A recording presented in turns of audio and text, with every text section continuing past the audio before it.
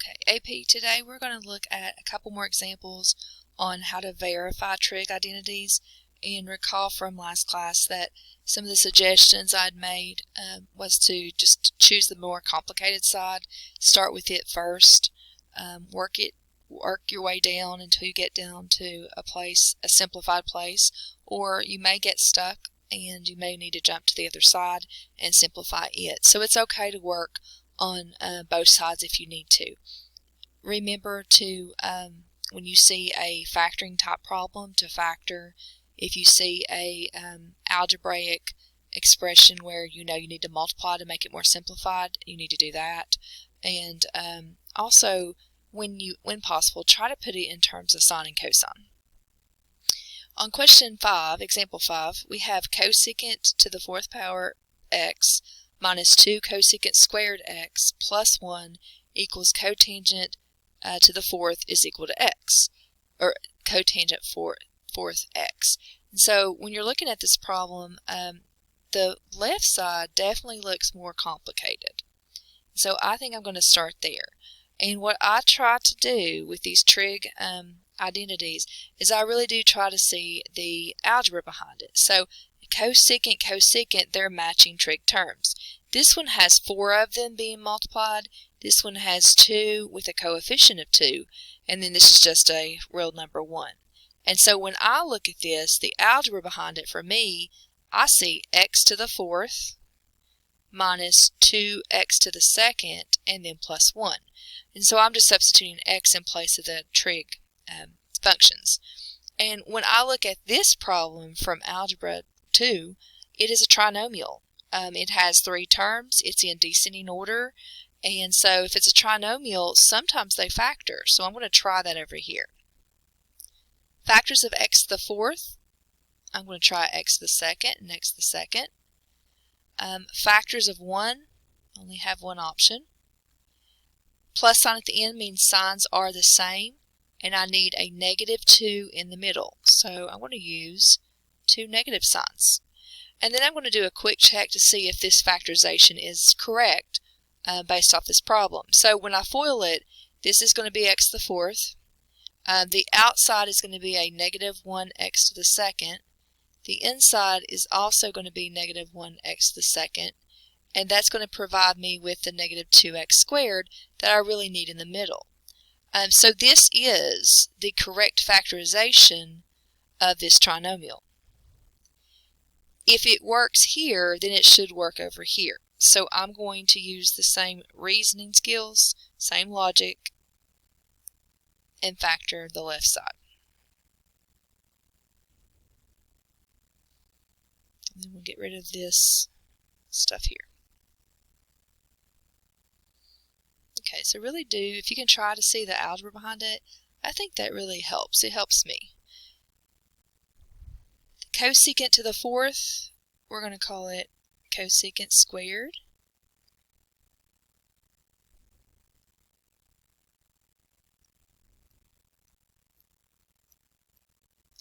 Factors of 1, 1 and 1. I need a plus sign and, no, I need 2 minus signs. Because the sign at the end is a positive, so the signs have to be the same. Okay, this looks very familiar. So I'm going to take a little side note here, sidebar, and we're going to look at back to the Pythagorean identity, one of them that we should have memorized right now.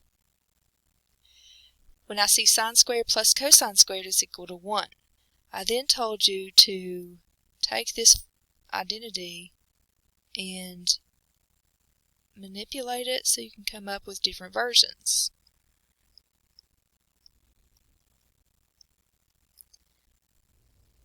Alright, so in this one, 1 plus cosine squared divided by sine squared is the same thing as cotangent squared. And 1 divided by sine squared is the same thing as cosecant squared.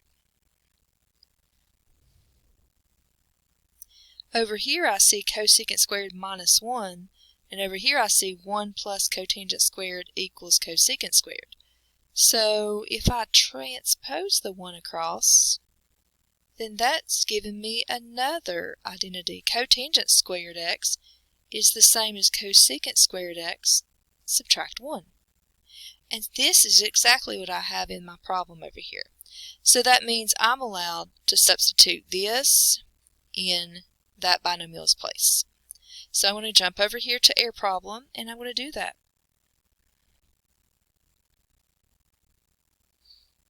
This is the same thing. Remember, our purpose is to make sure the left side equals the right side. I have cotangent squared times another cotangent squared. When I'm multiplying, I add powers. Make sure that 4 is as a power, not as a coefficient. Be careful how you write it down. And I have just verified that this original equation is actually true. But I did have to see the factoring, the algebra behind it, know that it was a trinomial that's factorable, and then when I got it factored, go to my reference sheet and find an identity that would allow me to substitute something in its place. That's a little bit more simplified.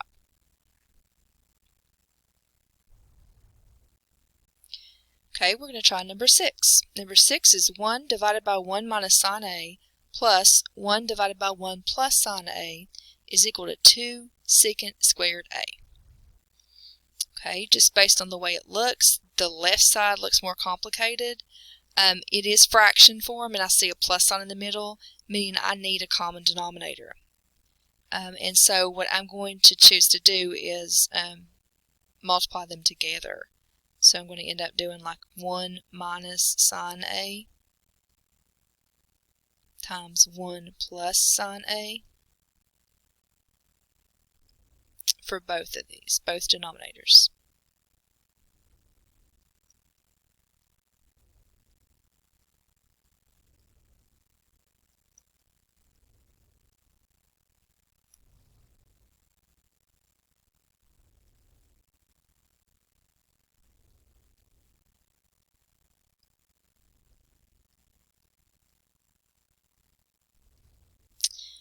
Okay, so back to the original problem. The first fraction's denominator was 1 minus sine A, and now I have completely changed the denominator.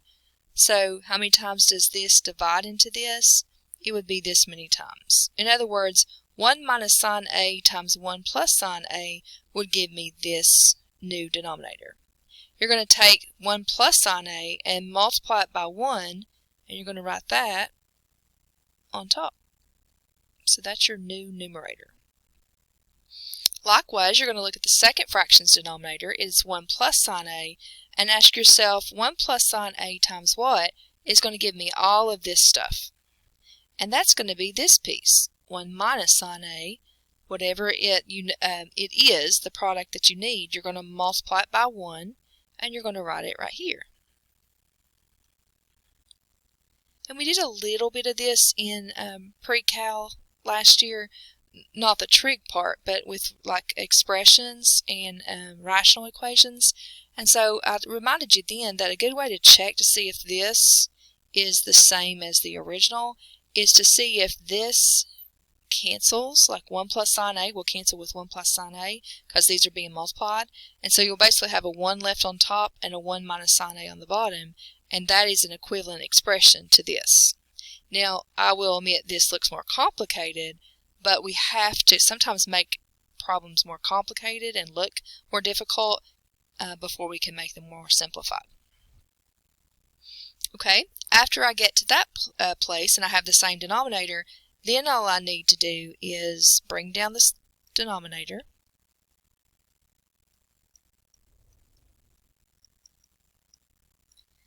And I'm going to just do everything on top, like put them together. So 1 plus sine A plus 1 minus sine A. So 1 plus 1 give me 2. And a sine A that has a 1 in front.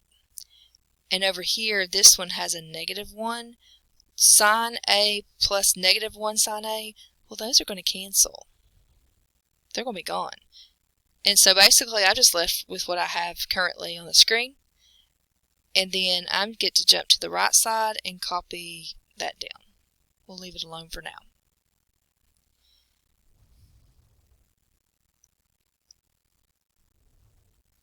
Okay, alright, next we are going to simplify the bottom. We're going to FOIL because it's a binomial. So 1 times 1 is 1. Outside is going to be plus sine A. Inside is going to be negative sine A.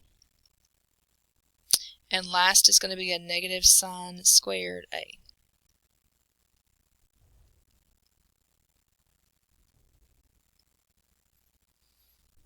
Okay, I see in the denominator, these are going to cancel for me. So now I'm left with 2 over 1 minus sine squared A.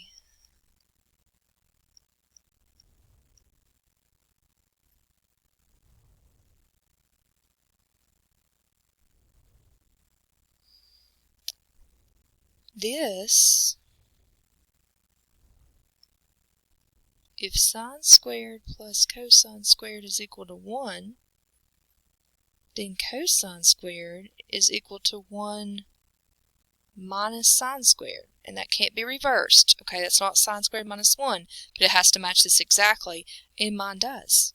And so now I'm going to substitute cosine squared in for the expression 1 minus sine squared, because that looks a little bit more simplified.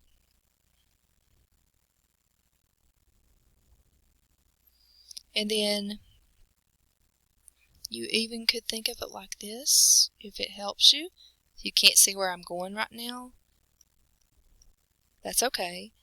But the 2 can be pulled out, and it's 2 times 1 over cosine squared A. And we know by definition that 1 over cosine squared is the same as secant squared. And so we're just going to say 2, this translates to secant squared A is equal to 2 secant squared A.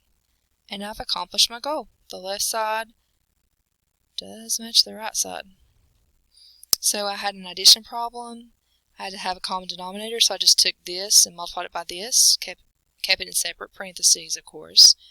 And then I looked to see what was left over, this piece. I multiplied it by 1. And then I did the same thing here. How many times does this go into this? 1 minus sine times, multiplied it by 1. That's where this came from. And then I just added the tops together, ended up getting 2, foiled the bottom, and then when I got to this step, I multiplied all the way through again. And then I noticed that I was left with 1 minus sine squared, which is a version of this Pythagorean identity. And then I changed 1 over cosine squared to secant squared. Okay, and again, I said this last class, but it does take some time to wrap your mind around the different pathways you can go in these verification problems. There's not one direct road to take, and that's what sometimes makes it more challenging. But just keep practicing, keep trying, and know that you can jump from one side to the next if you want to.